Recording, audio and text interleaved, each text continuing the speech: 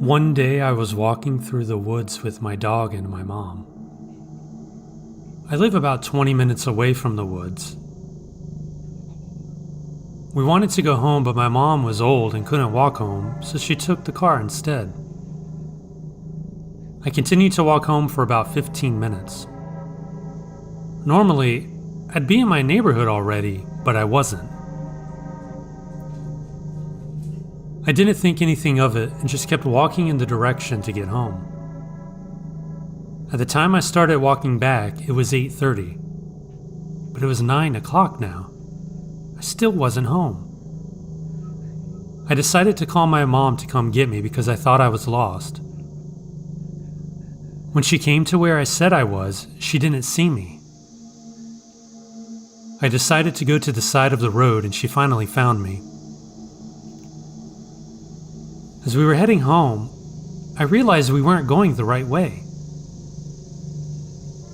When we got home, it wasn't our house, but my key worked and all of our stuff was in it.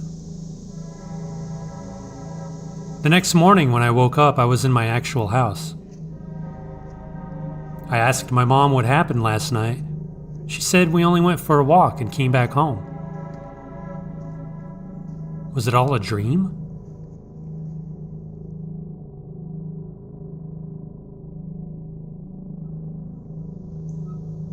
I have insomnia.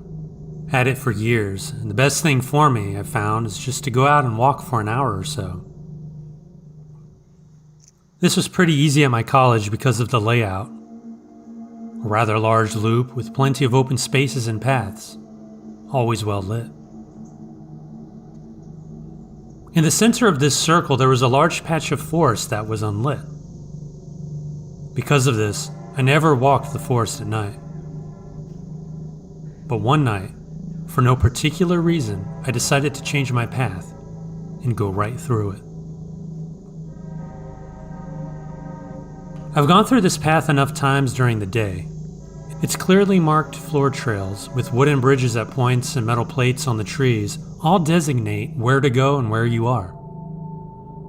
The only light I had was from my cell phone. It's the worst type of flashlight. Yeah, it's very bright, but it only reaches out about maybe 10, 12 feet. So I'm on the path not more than a few minutes into my walk. I crossed the first bridge, and just as I neared the other side of it, I heard a snap from behind me. I turned around and expected an animal, a fox, a raccoon, but I saw something else. On the other side of the bridge, between two trees, a figure stood. Human height, but he looked formless. The tree to its right has a metal reflector dish marking it, but it's still too far away from my flashlight to really catch. The hairs on the back of my neck raised, but I was determined to just face my fear and identify whatever was on the edge of my light. I took a step forward, just one, and I froze as my blood and everything in my body told me to run. I just couldn't bring myself to take another step towards the figure. I decided I would leave as calmly as I could. I slowly turned around and confidently walked away, went down the path at a steady pace. I wasn't even close to being halfway through the forest, but I was doing a good job of staying calm. I was almost there. I hadn't seen or heard anything. At this final turn on the forest path, I could clearly see the street lamp at the other end. This last part of the path is rather swampy. The ground very quickly turned to mud. I kept my pace, steady, not running, not slowing. But in the corner of my eye, I saw it again. A white, formless figure. And this time, it followed me. I panicked, but didn't run. I just kept my confident stride, determined to not let my fear get the best of me. 20 feet from the edge of the forest, I slipped and twisted my ankle. I fell face first into the mud. My adrenaline carried me through. I managed to just force myself back up and keep walking. As soon as I broke the tree line and made it to the sidewalk, I felt free, calm, and safe. I fell asleep shortly after getting home, but I had awful nightmares. The next day, I was feeling all right and decided to go back and confirm what I saw beneath the sun. My girlfriend and I made our way down the path into the first bridge. I had many markers to note where I saw the figure the first time.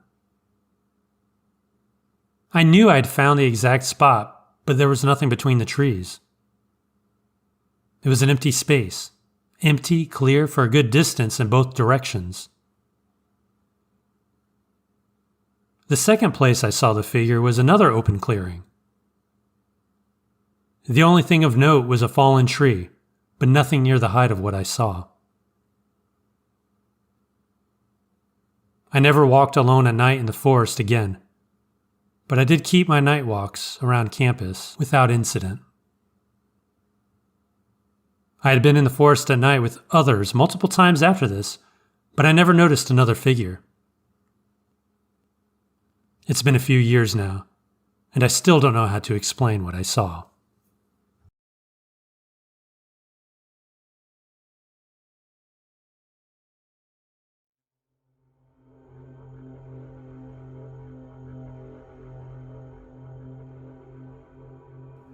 Around 2013, at around dusk on a late summer day, my mom and I were walking our dogs in our neighborhood. As we turned the corner onto a street leading to a four-way intersection, I noticed a figure walking down the middle of the intersection. As we approached each other, I immediately felt a sense of dread and anxiety. The person was a teenage girl. She wore a tie-dyed shirt and short shorts. She was bawling as she walked down the middle of the road. I was perplexed at the time, but now I know it very well could have been a person who needed help. My mom looked in the direction I looked, but she didn't seem to see or acknowledge the girl. The night also seemed to darken suddenly for about 10 seconds. As the girl walked in between me and my mother, as she got closer, I noticed a tissue in one hand and a piece of paper with writing in the other. There was a large amount of blood on her shirt and the tissue, and she was covered in either sweat or water. She did not acknowledge either of us. When I looked back, about 10 seconds after crossing the intersection, the night had returned to dusk, and there was no sign of her. My mom does not recall the event, but she recalls me being especially quiet and going to bed early that night.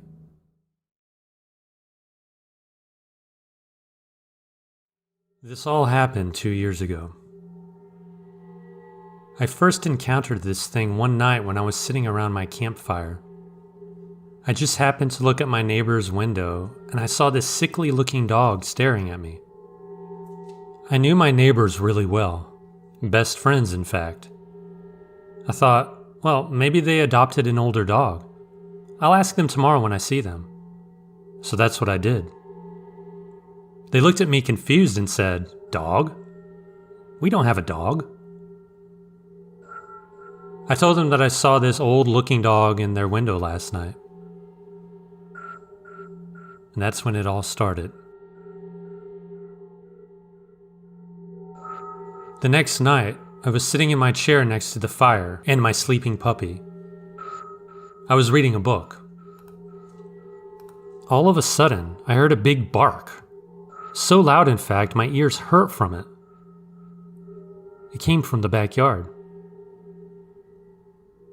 My dog, now fully awake, looked at me in a "you heard that too?" kind of way.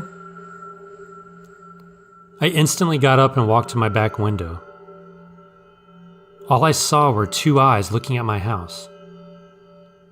I grabbed a flashlight and shone it through my open window. It was the dog, the same old dog from the night before. But it wasn't a dog. Well, not really a normal one. It was gray with big bulging eyes, tongue hanging to the side, and dried blood on its upper lip. I turned around and got my hunting rifle. With my pistol on my hip and my rifle in hand, I went out back. When I opened my back door, I saw the dog was nowhere around, like it vanished in thin air. So I went back inside, confused, wondering what the hell I just saw. I sat back down and decided it was time for bed.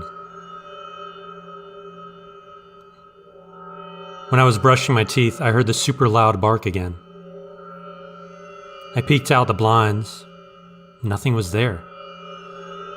No eyes, nothing. Just the bark that seemed to come from my backyard.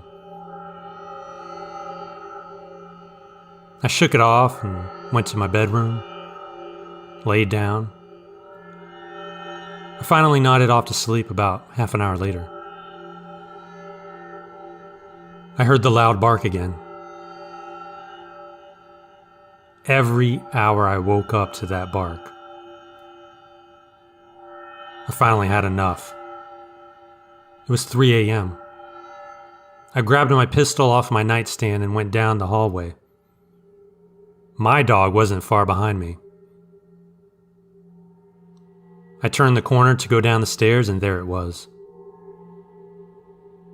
At the bottom of the stairs, looking at me.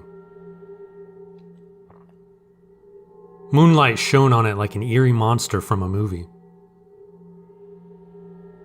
I aimed my pistol at it. My dog started crying.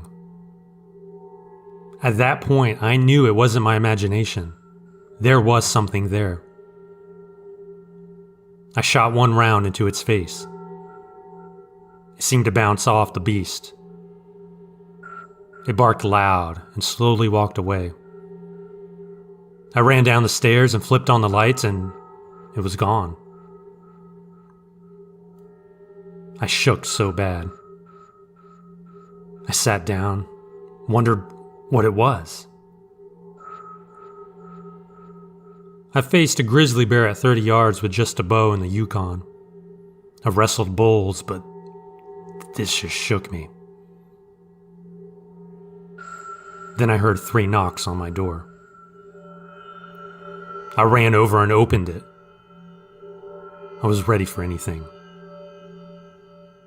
It was just my neighbors. They heard the shot and ran over. I told them what happened. And they looked at me, confused, but they believed me because of how shook I was. It's 2 years later, and I still have nightmares about it. But I haven't seen it since. I eventually moved away from the area. What was that thing?